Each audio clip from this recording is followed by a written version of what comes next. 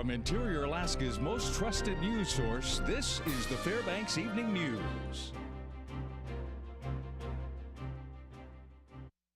Good evening and thanks for joining us. Our top story tonight, state officials hosted a town hall meeting about the Alaska Care Retiree Health Plan today at the Carlson Center. This was the third forum in Fairbanks since the state transitioned to a new third-party administrator in January. About 200 people turned out for the meeting that included representatives from Aetna and Moda Health, the companies that manage insurance claims for the state. Many retired state employees say they've had problems working with those companies. State officials admit the transition has been frustrating and there have been problems with member benefits. We just want to assure our members that we recognize and acknowledge the problems they've been having, and we're working every day to try and rectify those. I'm having, along with a lot of people, trouble getting things paid for. Medicare will pay their part, Aetna will not pay their part, even though they say that they will. We brought out in the course of the conversation today our reasons why some of the things occurred and some of the things we've done to fix them. But at the end of the day, regardless of the reasons, they are my responsibilities. The Fairbanks North Star Borough Assembly will take an action on an ordinance to amend language pertaining to compulsory attendance within the Fairbanks School District. Jamie Schwartzwald has that story. Alaska truancy laws mandate that the governing body of a school district set procedures to curb lack of attendance within the district. The Fairbanks North Star Borough currently utilizes state provisions to enforce truancy laws. Assemblyman Carl Castle, who is co-sponsoring the ordinance with Borough Mayor Luke Hopkins, says the current model is ineffective. The fines are high. It's a court requirement. It's just a very cumbersome system that isn't working. Currently, parents of students age 6 to 16 can be fined up to $500 for each period of 5 unexcused student absences. The borough ordinance includes all students attending district schools regardless of age, but calls for a mandatory warning before any fines are issued. A $50 fine for the first offense, $100 for the second, and $200 for a third offense would be levied upon parents. An example of an offense would be the lack of a doctor's note following 3 consecutive days of absence due to student illness. While in the current system, offenses are forgiven by a complete school year of no unexcused absences, the ordinance in question would allow for offenses to be forgiven with 2 consecutive months of attendance without any unexcused absences. Castle says this would allow for truancy to be addressed early and effectively. Like anything, if you nip it in the bud, if you get started early, you do it in small steps, you're much more likely to succeed, which is my ultimate goal with this, is that the students in school and get an education. Castle says there are upwards of 20 examples of excused absences, and the ordinance is not aimed at curbing legitimate out-of-school activities. Moose hunting, family trips, whether it's to Hawaii or Washington, D.C. to see the monuments. It doesn't have to be an educational trip. It has to be something where the parents think there's value in their child being part of a family process or program, and that certainly is legitimate. I mean, there's a lot more to education than math and reading and writing and such. Not all Assembly members are sold on the ordinance. Assemblyman Michael Dukes questions the motivation, pointing towards the Alaska School Performance Index, saying the bottom line is funding. Fairbanks School Board President Heidi Haas supports the ordinance, adding that there is a direct correlation between student attendance and graduation rates. If you're in school 90+% of the time, 90+% of those kids are going to graduate, and that's our goal. We want to get to that 100% goal of having students graduate. A Fairbanks church is planning a Holy Communion service spoken entirely in a Gwich'in dialect. Tomorrow's service at St. Matthew's Episcopal Church will be officiated by a deacon and reverends from Alaska and Canada. Programs will be available so people can follow in English. Gwich'in is an Athabascan language spoken in a number of communities in Alaska, the Yukon, and the Northwest Territories. In 2003, a similar service performed entirely in Gwich'in was held, but a 10-year anniversary service was postponed last year because members from Canada weren't able to attend. The program on one side is our Gwich'in language, the other side is the English. So people can follow that way, or they can just listen with their hearts and be able to understand it. If they know the Episcopal service, they'll recognize the different parts we're doing in our language. The love of God be with you, and take care of yourself. Well, that's pretty neat, don't you think? Yeah, absolutely. I think that's great. All right, well, when we come back, Family Field Day is happening right now, and we stop by to check it out. Also, we find out what's happening this week at Pioneer Park. Stay with us. Welcome back to the Fbx Evening News. It's time once again to check in with our friends at Pioneer Park for our weekly feature. Today it's all about the history. Stephanie Woodard has more. Hello and welcome back to another edition of What's Happening at Pioneer Park with me, Stephanie Woodard. Now, we're going to concentrate on some of the best features of the park this week, and that's the museums. You have plenty of opportunity to see a lot of history that started right here in Fairbanks in each of them. Right now, we're going to start with the riverboat in Nana, so come on in and let's check it out. The riverboat in Nana is the oldest wooden sternwheeler still intact, and it's here inside of the park. Now, it was built in 1933 and was in service between 33 and 54. It serviced numerous villages up the Yukon and Tanana rivers through its time in operation. Now, right down the street from the SS Nenana is another great museum. It's called the Pioneer Museum. Now, it doesn't get its name for no reason. Inside, you can see numerous pieces of history from both Fairbanks and all around the state. Another great feature is the Stampede Theater. They have daily showings of numerous videos. It's lots of fun. Also, you can see how gold mining was done back in the early stages of Fairbanks, and you can also see some models of old stores, old phones, you name it, the Pioneer Museum has it. So we're going to end our look today at the museums in the air, not really, but kind of, here at the Pioneer Park Air Museum. Now, if you like all things airplanes, helicopters, this is the spot for you. Open 7 days a week, inside the museum there are numerous different types of aircraft, from helicopters, Army, to jets, and the first aircraft too. Now, inside, another piece of famous history is from Ben Eielson's crash. They actually located some of the debris and it's on display. Also, there's tons of memorabilia and items you could pick up and bring with you. This week's vendor spotlight is Charms by CJ, offering a variety of locally handcrafted jewelry. So come on down, check out all the history, because that's what's happening this week at Pioneer Park. The Denali Elementary School playground and adjoining field was the scene today for kids and their families to participate in games and fun. Family Field Day was sponsored by the Alaska Center for Children and Adults, or ACCA. The event is meant to not only bring families together, but also raise awareness for individuals with disabilities in the community. Family Field Day is very successful in the past, as multiple field day type games, including tug-of-war races and other skills events, highlight the day. This is our annual event for sure. Valerie Leonelli is the one who spearheads it, and each year we've gotten more and more sponsors. We also are selling raffle tickets in conjunction with this event. So it is, the raffle is a fundraiser, the event is a friend-raiser. We want people to be aware of disabilities in our community. Senator Lisa Murkowski today said Alaskans are concerned about student debt and expressed misgivings about legislation proposed by Massachusetts Democratic Senator Elizabeth Warren to deal with the problem. Murkowski voted to begin debate on the bill in order to present ideas and alternatives to the Warren concept. She said Warren's plan would harm the state's loan programs. Murkowski said she is deeply concerned about the rising costs for college tuitions. She said the debt that students past, present, and future are saddled with is something that has to be addressed. The current executive director of ACP informs me that this bill could potentially bankrupt Alaska's state-run financial aid system or likely require a state bailout because of the way it's designed. It would also likely uproot ACP's efforts to increase Alaskans' access to and success in high-quality post-secondary education and job training.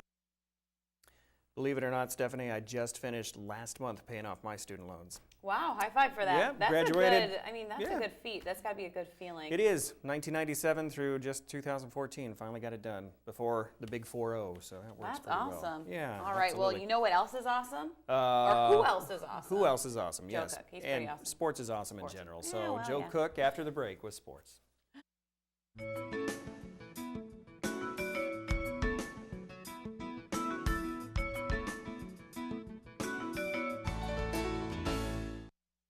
Welcome back, Interior sports fans. Joe Cook back in the sports seat with your Wednesday Hump Day Sportscast. Today, history was made in the Interior right off of Davis Road. The Fairbanks Youth Soccer Association and also local and state officials had the official groundbreaking ceremony for 2 turf fields. Talk of turf fields started about 10 years ago, and finally they'll be in Fairbanks. The fields are a huge upgrade for the Interior. It will help level the playing field for Interior athletes, whereas turf fields are pretty much the norm around the state. The cost is a little bit higher because of the Interior's unique climate.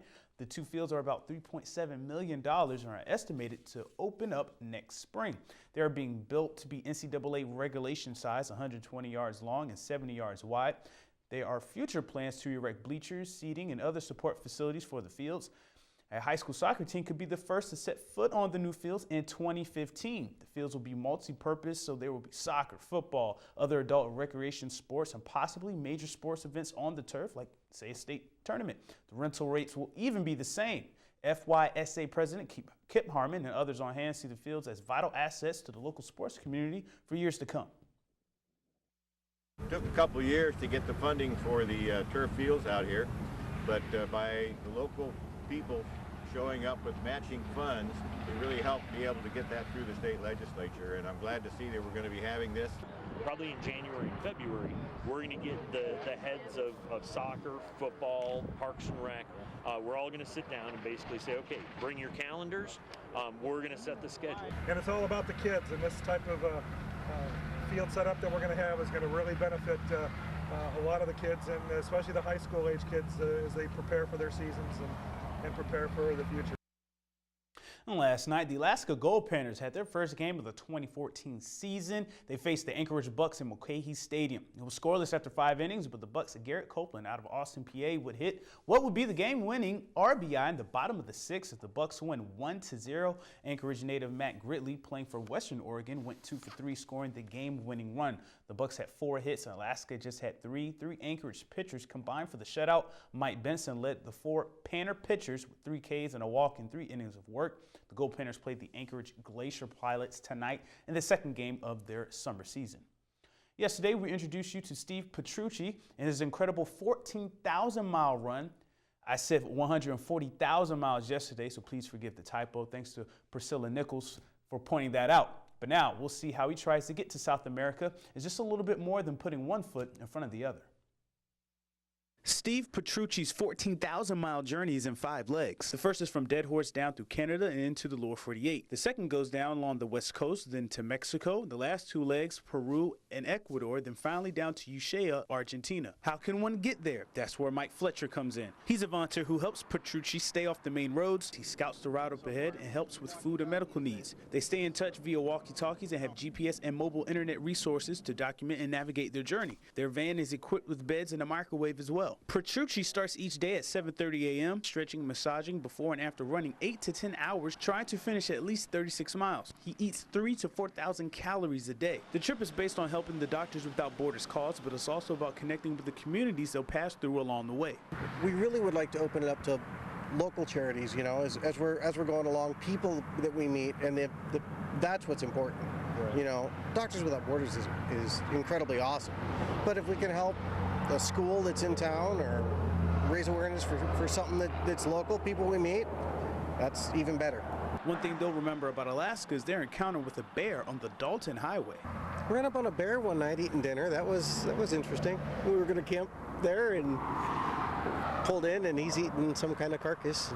Figured he's having his dinner. We'll just go somewhere else to have ours. The support group for Petrucci's run is very small, but they hope they can generate more volunteers and donors to help with their tremendous adventure that came through Alaska's interior. Right now, Petrucci and Fletcher, who are from Seattle, are just a few miles out of the Yukon Territory. If you want to follow along or donate to their quest, visit webcenter11.com, and there's a sports page there, and you'll find the link.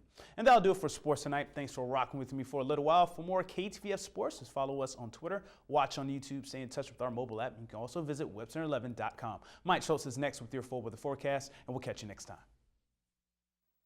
Hey everyone, welcome back into the Fairbanks Evening News. Mike Schultz with you once again. Taking a look at the weather, and across the interior today, we had scattered showers in the area, but for the most part, a pretty nice day. Lots of sunshine. Those cumulus clouds are moving out of the picture, and we're looking for more sunshine tomorrow. We'll tell you about that in just a little bit. This little guy over my shoulder was a picture that Bill Brophy was able to capture. We'll call it a new addition to the world. It's just barely born. And again, a little cute little calf there from the moose. If you have a photograph, something like this, send it to photos@ktvf11.com, and we'll be more than happy to share it with the rest of the audience. Right now out at the airport, here's what it looks like. Our numbers look like this. 70 was the normal high. Today's high, 61. The normal low, 48. And the overnight low last night, 45. Record high of sizzling 91 degrees in 1937. In contrast, 30 degrees in 1918. Our sunrise and sunset, 21 hours and 30 minutes exactly, giving us a 4-minute gain from yesterday.